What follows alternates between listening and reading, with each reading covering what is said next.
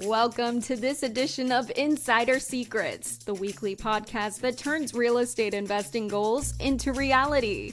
Each show, we interview guests who are seasoned real estate professionals, actively closing and managing real estate deals. Mike is the founder of My Core Intentions and would like to help you make your real estate investing dreams a reality. Mike coaches you to buy investment real estate, creating short-term cash flow and long-term wealth.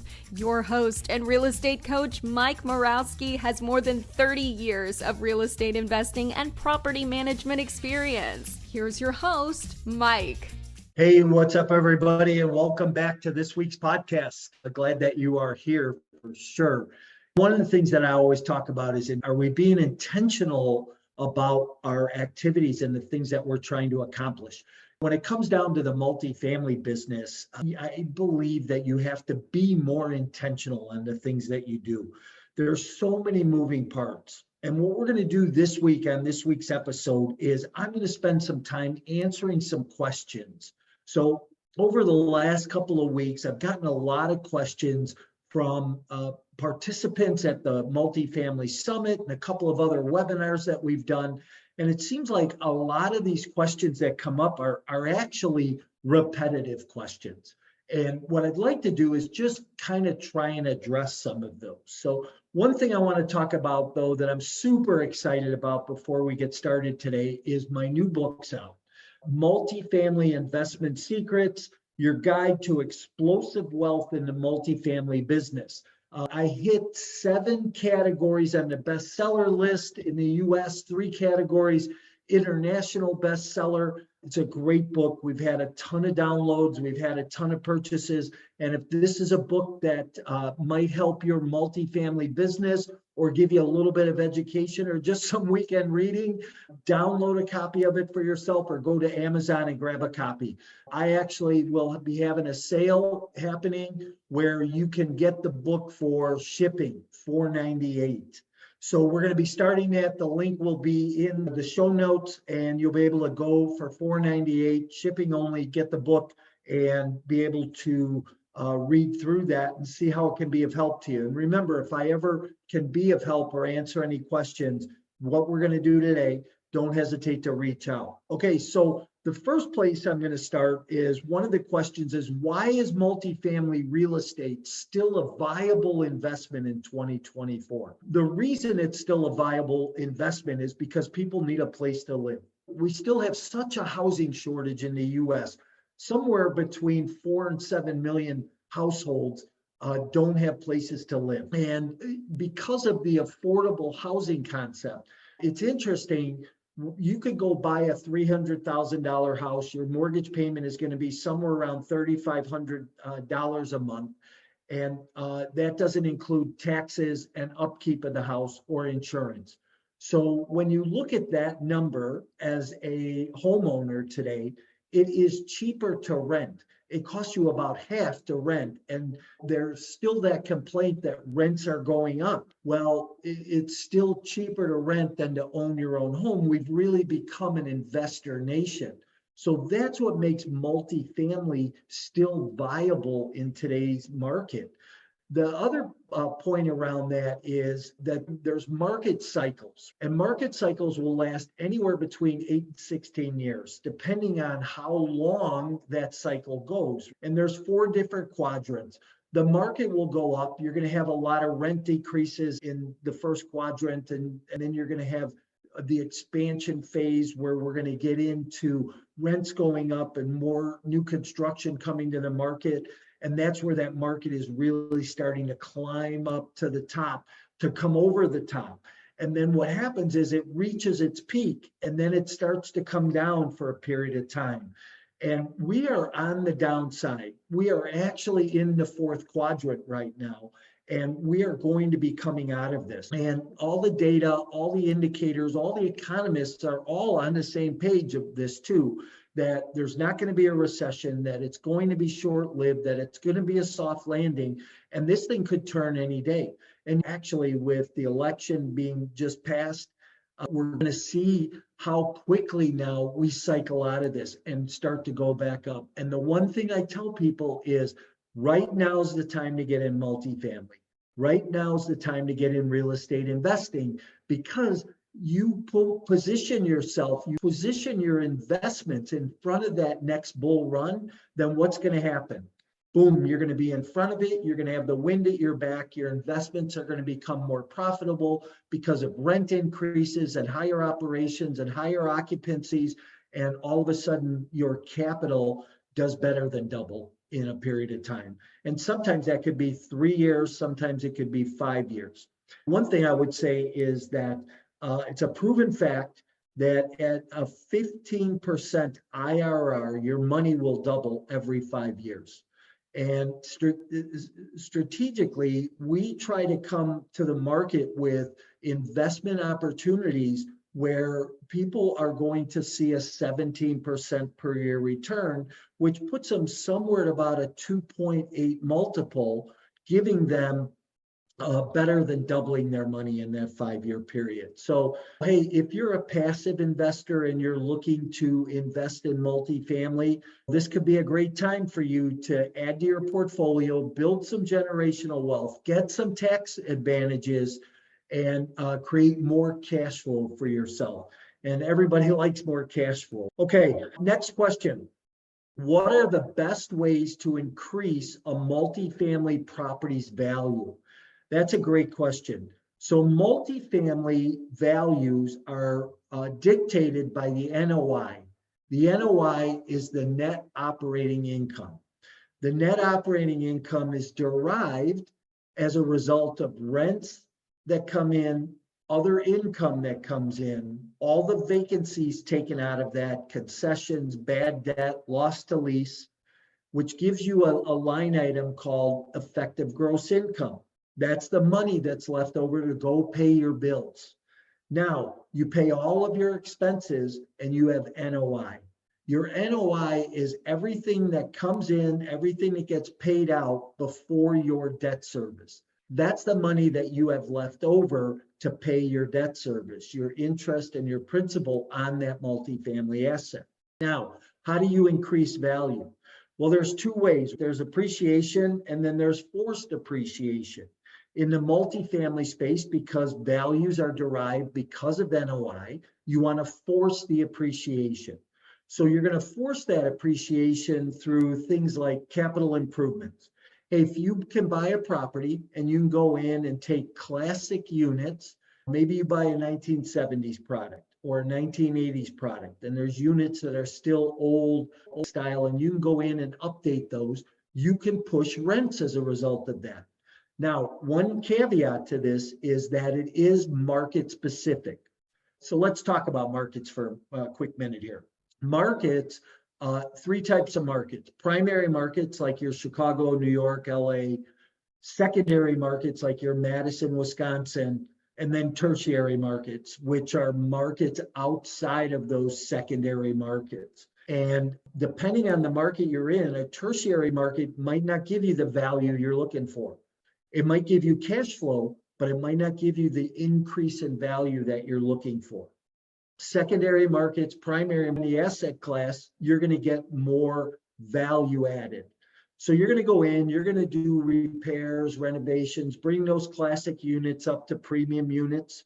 You might put new cabinets in, new lighting fixtures, some upgrades in flooring, some upgrades in bathroom fixtures, and be able to get more bang for your buck, call it. You're going to get more rent and more growth.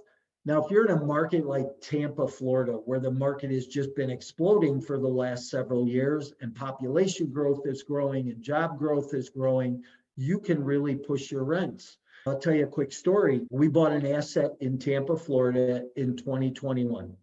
And when we bought it, our going in rent on a 2-bedroom was $950 a month. Well, my partner and I, that we could raise rents. I thought we'd get rents up to about $1,250 a unit. He said, we'll never achieve $1,150 a unit. We went back and forth on it, finally settled about $1,200 a unit. And we are currently renting those 2 bedrooms at $1,600 per unit. So we have almost doubled the rent on those properties since the end of 2021. Now, that's all great. It adds value, it adds NOI.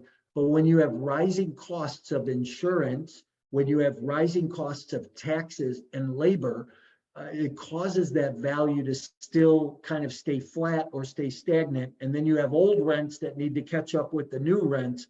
So it's almost like a double transition period where you go in, you do the transition, and then again, you do a transition again in order to increase even more value to those properties. So you can force appreciation through adding value to the units and being able to raise rent.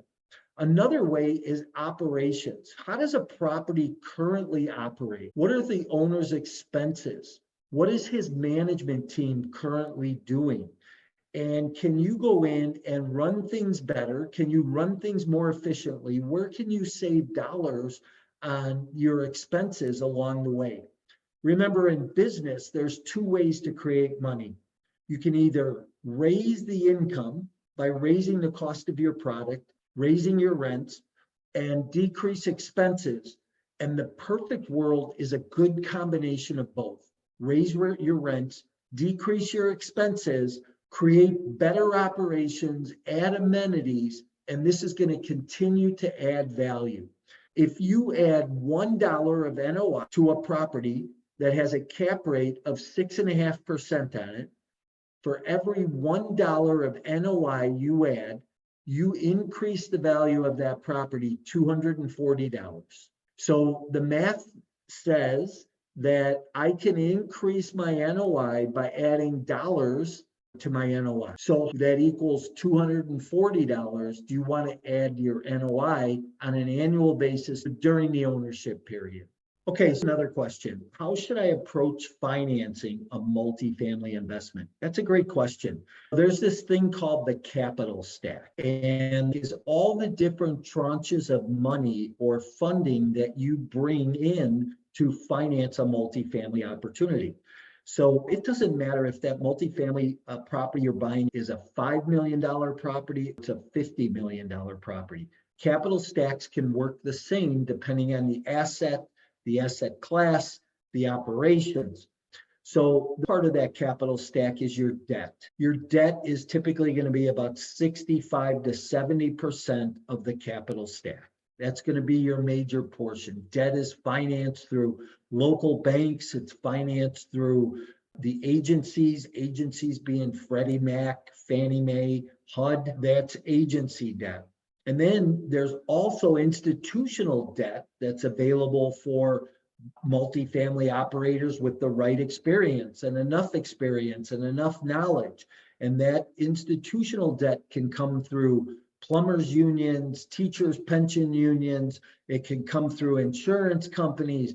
There's a lot of different types of institutions out there that put debt into property because they like the coupon. They like that coupon. Then there's a tranche of money that could be preferred equity. Preferred equity might be something to look at when you're doing a larger property, but preferred equity comes in maybe a second position on a loan.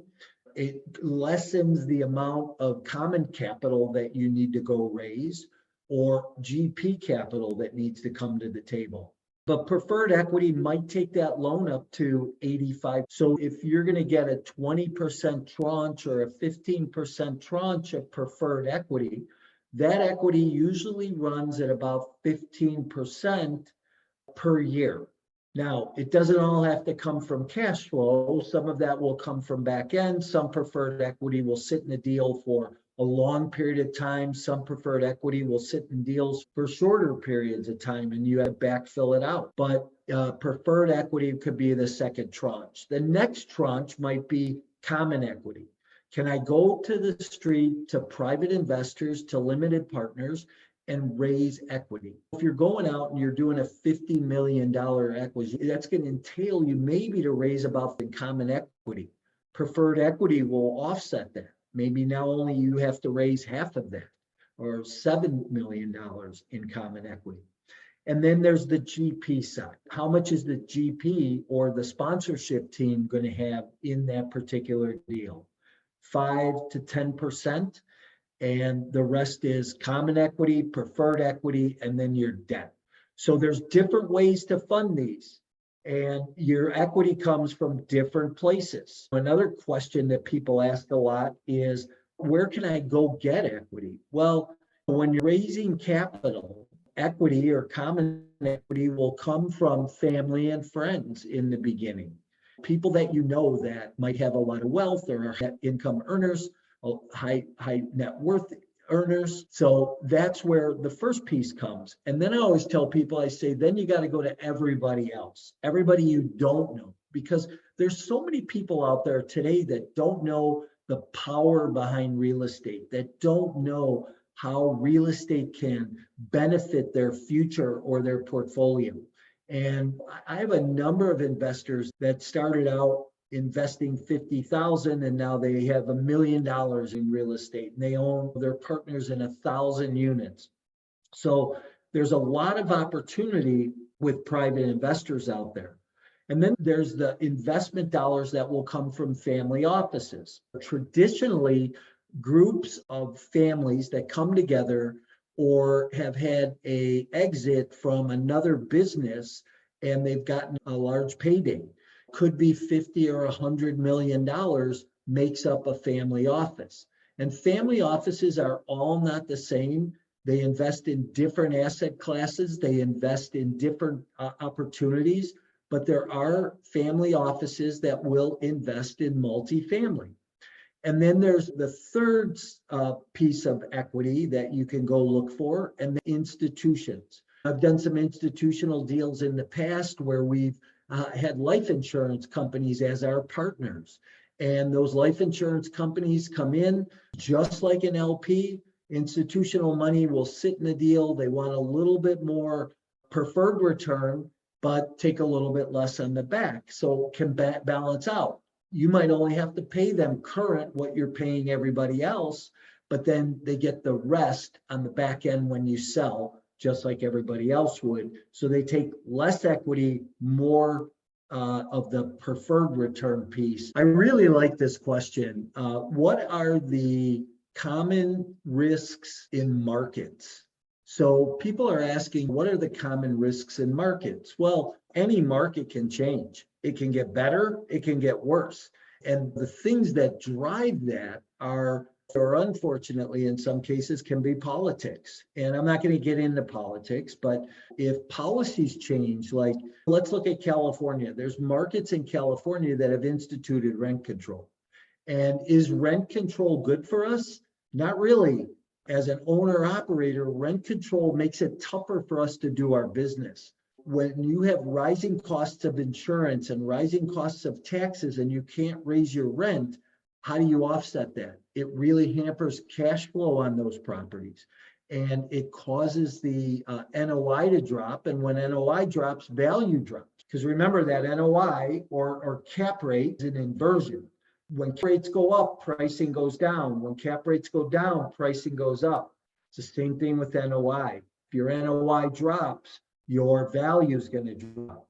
When NOI increases, your value is going to increase. And then a kind of a follow-up to that question is, what are the essential components of a good location for multifamily properties? So I am a huge market-driven investor. I believe that markets make the difference between a good and a bad deal. You could put me in a bad market with a good deal and I wouldn't be happy, but you could put me in a good market of a tougher deal and I'll be happy because I know that I can increase the value and change the value of that. So what are the things that we look for? The first, of course, is population growth. I need to see migration coming into the market. I need to see that population growing, and not just this year, but previously. This goes back to the history a little bit. How many years consecutively has population been growing? And what's the forecast for moving forward? Because when you have population growth, the second piece is job growth. So because population grows, jobs going to grow. There's more demand on the marketplace for HVAC, for contractors, for distribution, for retail, for entertainment. And as you put that demand on the marketplace, as population is growing, jobs are going to grow. And then inversely, what happens is household income grows as a result of that. And household income is a big piece of what you want to look for in any market. I want to make sure as a landlord that I can raise my rent. And the only way to be able to do that is to know that the household income in the market or in that sub-market is going to substantiate that rent increase. Give you an example. I want to be able to put a tenant in a place that makes over 3 times the amount of rent. So if my rent is $1,000 a month, that tenant needs to earn over $36,000 a year to substantiate that rent. So if I'm in a market that is the household income's 28,000, there's no way I can raise my rents to 1,000 because I'm not going to be able to achieve it because the income isn't there in the marketplace. So hopefully that makes sense to you. But if I'm in a market that the rents are 48,000 a year, I should be able to push my rents beyond 1,000 over time. So I look at that, and then I look at what the data says, free data and paid data, moving forward quarter after quarter for the next 8 quarters. So when we're underwriting, we look at this. Now, the other thing that's really important is employment diversification. So I've been in the real estate business a long time. We used to own assets in the Ohio Valley, and in the Ohio Valley at that time, there were really 2 major employers. There was transportation and distribution and auto manufacturing. So these auto manufacturers made parts for the big manufacturers that put cars together. Now, what happened was in 2008, those businesses got distressed because car sales stopped, house sales stopped, people stopped spending capital and buying things. So distribution slowed down. And it caused a decrease in jobs and occupancies in that market. I want to make sure today I'm in markets that have multiple employers. So let's look at the Tulsa market. I like Tulsa. I think it's going to be an emerging market coming out of the cycle that we're in, and it's going to grow. But if I look at Tulsa right now, I have aerodynamics. I have medical, I have manufacturing, I have retail, I have distribution, I have technology, I have entertainment. I have a number of employers that are growing in that market. Amazon just built a new distribution hub. There's a new electric car manufacturer called Canoo that's building their international headquarters there. And they just signed a contract with the U.S. Postal Service this year to supply 3,000 mail trucks to that region. Then there's a brand new theme park that's being built outside of Tulsa. That theme park is going to be a destination for people to come to, just like when Walt Disney built Orlando. So what do you have in the market that you're in that gives you that robust population and job growth? That's really what's important. And then we look at crime. What is the kind of crime in the area? Every area has crime. Even if you live on the Gold Coast in Chicago, you're going to have crime. And some areas it's just heavier than others. But what type of crime? Do you have murders? Do you have rapes? Or do you just have petty theft and car break-ins? You're going to have that everywhere. The next thing we look at is demographics. And then I want to have the conversation, which sometimes can be a delicate conversation. But am I able to change the demographic? If I have one demographic of people living in this apartment complex, but some of the other complexes around there are different demographic, can I change my demographics? So I want to know, do I have the ability to do that? Then I want to look at schools. And I'd like to see schools be a grading of 5 or better in the area that I buy multifamily in, because then that's going to help you also bring a better tenant to that market. The next thing I say is when you're looking at crime, call the police department. Ask the police department about that address, about that property. How many calls do they have out there? What are they looking for in that area? And then you want to go to the city and you want to talk to building and zoning. And not just building and zoning, but you also want to talk to the economic development department. I remember years ago, we were going to build a new development in a suburb outside of Chicago. And it was going to be hotel, retail, and we built a relationship with the economic development people. and that department, the city. And because of that, it made our permit process easier. It made our zoning process easier. We got some tax abatements, but find out what the city wants and can you add that to help the city push along a little bit? So how do we incentivize or be incentivized by what somebody else wants? How do we meet somebody else's needs, the city, the economic development department, with our assets?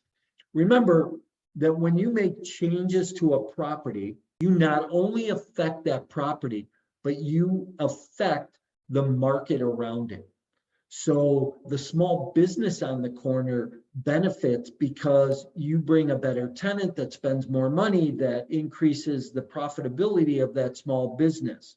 We're not just center focused on that particular property, but we become market focused. And that really helps to grow your property value back to NOI, creating more value and the market value around it. I've had a mission for years in the multifamily business. And that mission has always been to provide safe and secure housing for my tenants. And I think there's a lot of single parents out there. There's a lot of single moms out there. And they want to know that if they're at work, that when their kid comes home from school, that kid's going to be safe, that they're not going to be chased down when the door closes behind them, that they're going to be able to get an apartment safely and not be hassled. And it's just always been a mission to how do I provide a safer environment for my tenant and also make a social impact in the community around. So here's an interesting question that came in. What should investors prioritize, cash flow or property appreciation? Well, that's a great question. And I think it comes down to personal preference. What do you want? What are you looking for? As a multifamily investor, a syndicator, what I look to do, and just so you know, if you're not sure what a syndicator is a sponsor, a GP, somebody who finds a great real estate deal and goes and raises the private capital and marries the two together. A syndicator just puts together groups of people in order to buy assets of real estate. So that's the short synopsis of that.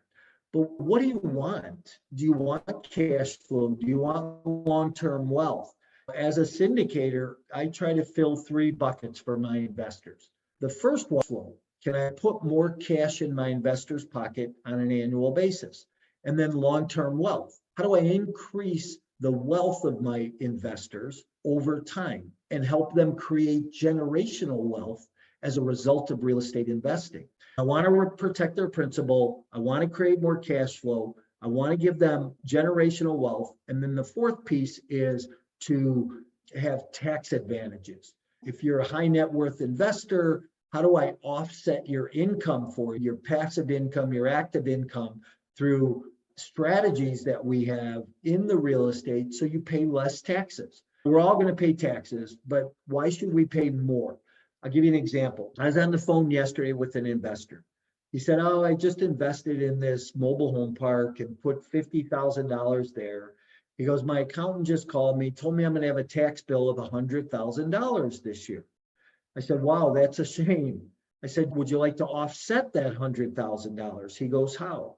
I said, well, if you took that $100,000 and you invested it in this particular asset that we have right now, because of cost segregation, because of the depreciation, you're going to get about a 50% tax break, which means that if you invest 100, you're going to get a $50,000 write-off, which is going to come off of your taxable income. So now you've just lessened your tax bill of $100,000 down to $50,000. He goes, that's a no-brainer, right?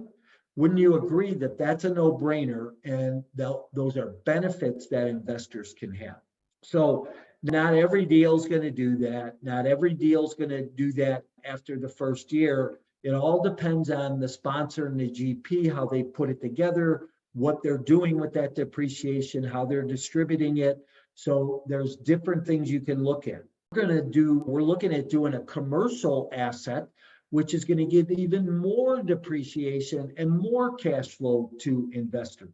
So there's different strategies and different product classes that are going to help you create more value. So as an investor, what do you want to achieve? Do you want more cash flow to take an extra vacation? Are you trying to create generational wealth? Do you need those tax write-offs? What are your concerns? Are your concerns, is my principal going to be okay? Well, if you're a private investor right now looking for something, it's close to the end of the year, there's some advantages here. Give me a call and we can walk through your personal situation and see how we might be able to help. And maybe we can't help. And either way, at least you get more knowledge and more information that's going to help you in your personal investing along the way. Here was another question somebody just asked, because I made a comment about cost segregation as part of the depreciation. And somebody's saying, what is cost segregation? Well, cost segregation is an engineering study that is done by a company, and you hire them. They come in and they take the components of an asset. So windows, roofs, paint, carpeting, cabinets, and they do it at different time lengths. So in the past, you would take depreciation on a commercial asset over 37 and a half years. On a residential asset, it's over 27 and a half years. And you would straight line that depreciation. Depreciation is calculated because, our values of property go up, the government devalues our property, and there's a spread in between that we get to. You take the asset value, less the land value, which is generally 20%, gives you a product value. You depreciate that over 37 years, you get a straight line number. But cost segregation allows you to devalue that faster. And then there's this thing called bonus depreciation, which gives you the ability to even accelerate it more during a time period. So if you have properties, you can do cost segregation on them. You can even go back several years. If you've done upgrades, if you've done enhancements and rehabs, that will give you the ability to write off more on your taxes, put more cash in your pocket, and give you more savings on your taxable income on an annual basis. And isn't that something we all want to do? Preserve our capital, create more cash flow, and save on our taxes. Okay, so the last question that we're going to talk about is, how can I accurately assess a property's financials before investing? So I'm taking that more, that's addressed more to the passive investor, the investor who's thinking about investing in syndication. But I think there are things you need to look at. Look at the GP, look at the team, look at the experience. Even if they've had bad experience, does that benefit you by being partners with that GP team? So you're going to look at that, but more importantly, you want to look at the financials. And I always tell people, I say, hey, there's three ghosts. If you've ever seen the movie Christmas Carol or the play Christmas Carol, remember there was the ghost of Christmas past, the ghost of Christmas future or present, and the ghost of Christmas future. And it's the same thing in real estate. You've got financials, you've got operations from the past, you have the current, and you have what your performance is going to be, what the future is going to look like. And you need to look at all those. Look at the trending rent rolls. Look at the trending occupancies. Look at the trending income. Look at the rent.